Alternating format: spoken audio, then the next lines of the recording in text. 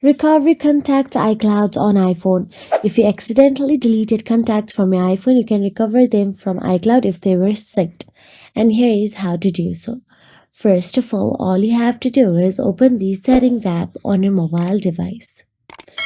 Once inside the Settings app, simply tap on your name or Apple ID banner at the top. Once you tap on it, you will go to the iCloud settings. From there, scroll down and tap on the iCloud option available there. Once you tap on the iCloud, you will get to see many apps option available there. From there, tap on the See All. Now there, scroll down and look for the contacts and make sure that your contacts is enabled. Restoring from iCloud may override recent contact changes as well.